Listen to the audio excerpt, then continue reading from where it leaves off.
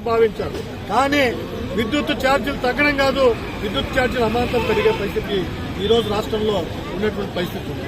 గత వైసీపీ ప్రభుత్వం సెకీ ఒప్పందం చేసుకుని 1750 కోట్లు లంచం తీసుకొని సెకీతో ఈరోజు ఒప్పందం చేసుకొని అదానితో ఒప్పందం చేసుకొని ఆంధ్ర రాష్ట్రం విద్యుత్తును మొత్తం కూడా కుదేలు చేసే పద్ధతులు, ఆంధ్ర రాష్ట్ర ప్రజల మీద తీవ్ర విద్యుత్ ఛార్జీలు మోసే పద్ధతులు, స్మార్ట్ మీటర్లు బిగించడం ద్వారా ఆంధ్ర ప్రజల్ని ఈరోజు దోపిడీ చేసే పద్ధతుల్లో గత ప్రభుత్వం ప్రయత్నం చేసింది.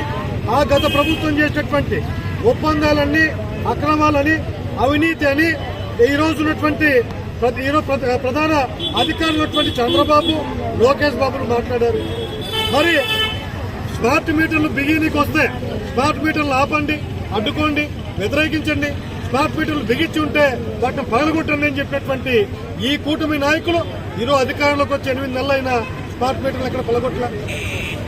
ఈరోజు సెకీతో ఒప్పందం కానీ, విద్యుత్ సర్దుబాట్లు ఛార్జీలు కానీ ఇవేం తగ్గించలేదు.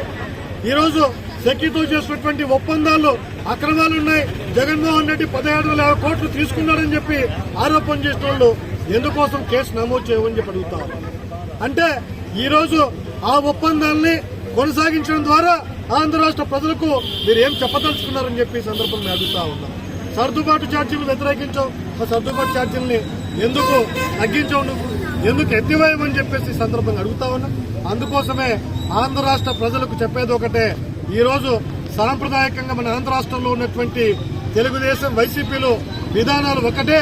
మనుషులు వేరైనా, పార్టీలు వేరైనా, వారిద్దరి విధానాలు ఒకటే. కాబట్టి ఈ 2 పార్టీల వల్ల ఆంధ్ర రాష్ట్ర ప్రజలకు నష్టం తప్ప ఉపయోగం లేదు.